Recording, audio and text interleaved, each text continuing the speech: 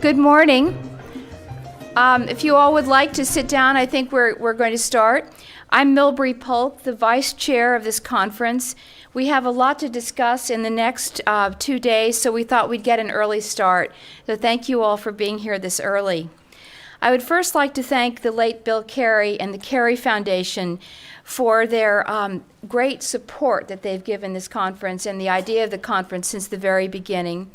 And to conference co-chair John Prendergast and the EastWest Institute and their remarkable staff, many of whom are here, for their great guidance and leadership.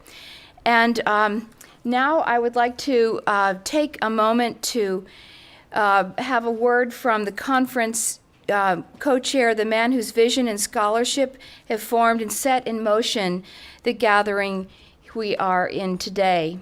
And we have a video. I'm literally sick not to be with you today. I would be there if I possibly could have been. I think this will be a memorable event, and I would have been very happy to participate.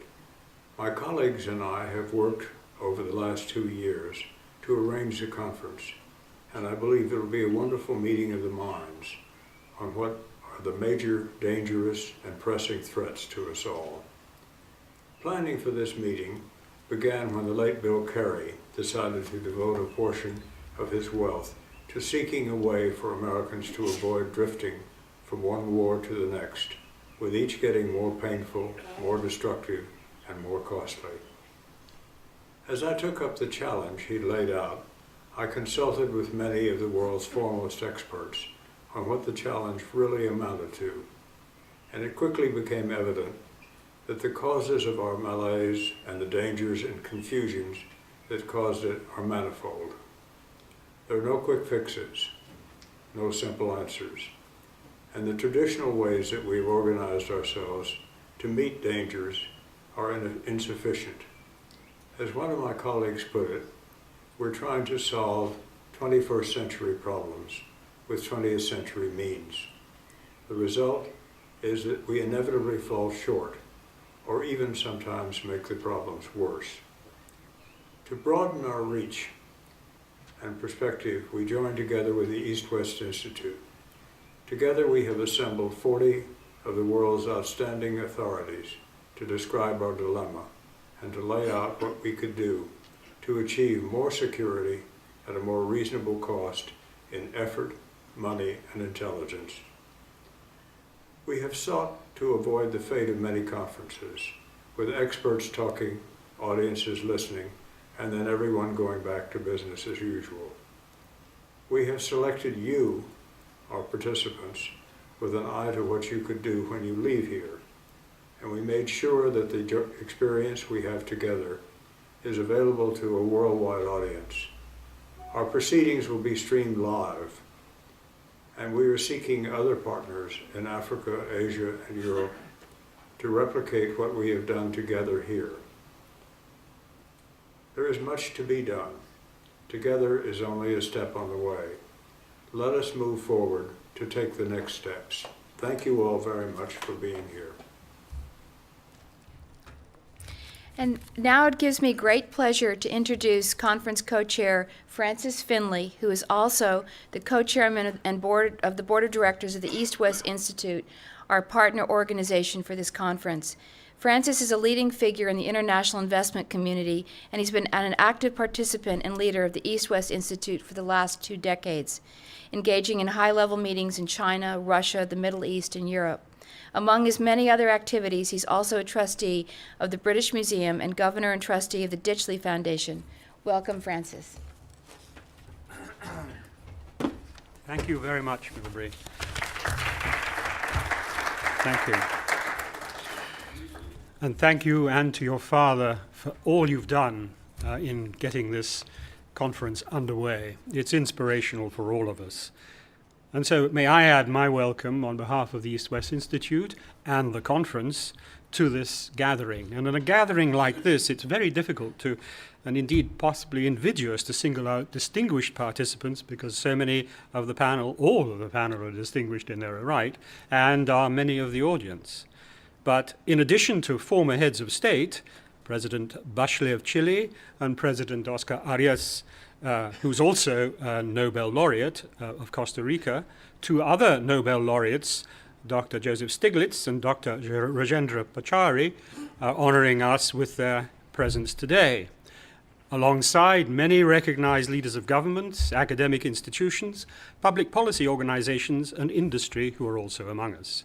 We hope you and they will find time to learn from one another in the periods we've set aside for networking and meals. It's often at these informal encounters the most valuable exchanges take place. So, the stated goals of the conference. 1, to undertake a clear, dispassionate, and authoritative appraisal of the critical economic, military, social, environmental, and sustainability issues which must be managed to assure security. 2, to identify which new concepts and strategies can best meet emerging challenges to security at affordable cost in an interconnected world. And 3, to generate educational materials that will inform a heightened public debate on affordable security and the choice points for America. Now, a question you're all asking is, how can we really define our topic, affordable world security?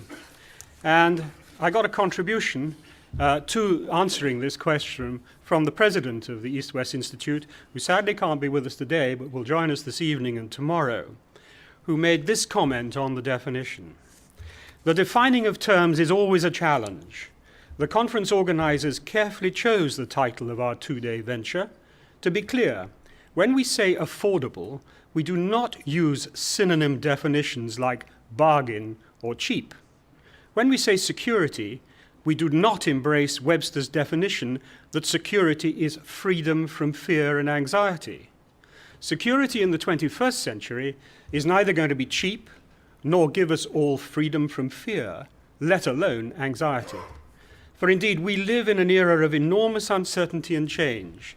We live at a time where austerity is not a passing buzzword or phase, but a new and uncomfortable reality.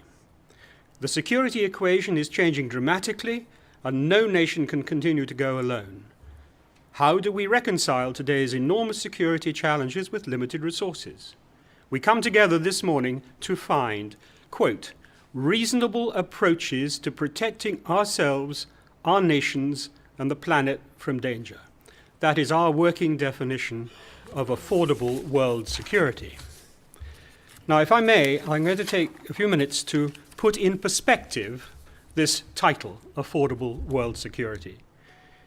We've clearly reached a turning point in world affairs where long-established ideas, policies, and structures are proving inadequate to manage the array of economic, social, environmental, developmental, and security issues which threaten stability and security today.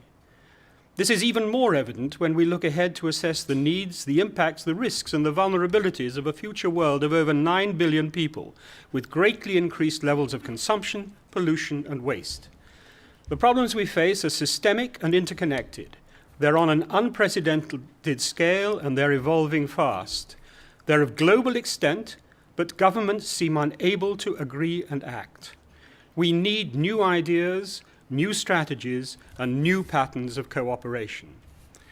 This is particularly true in the search for national security in a period of rapid and profound transformation in the balance of power and influence across the world.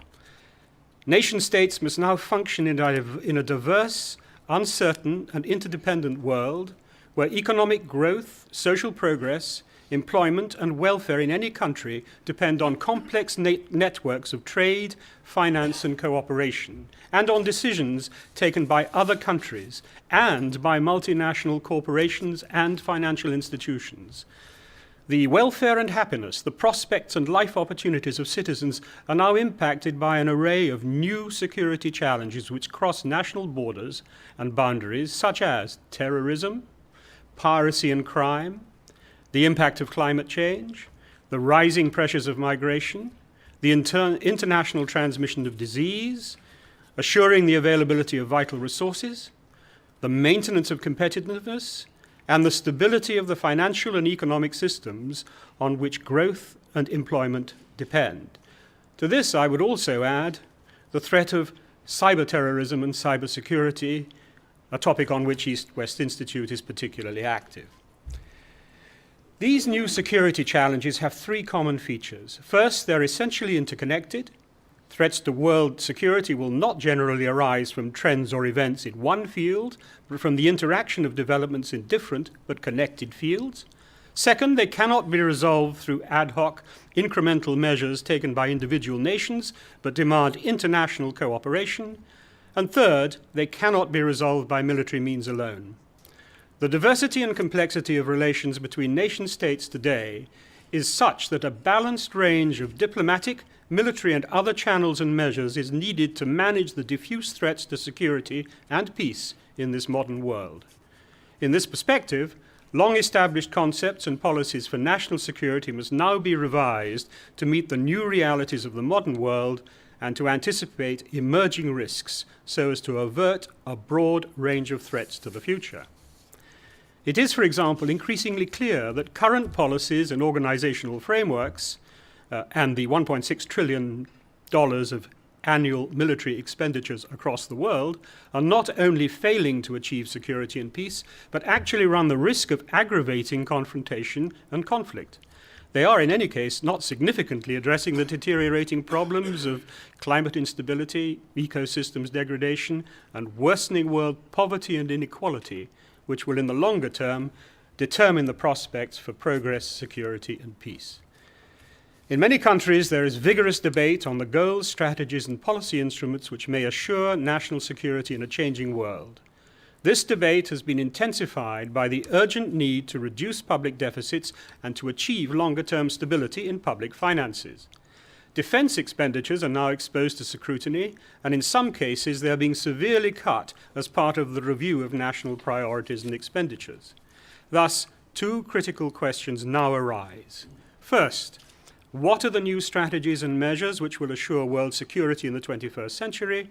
And second, how can this security be made affordable, recognizing the real human, social, and economic costs of military expenditures and competing priority demands on the financial, human, and other resources available?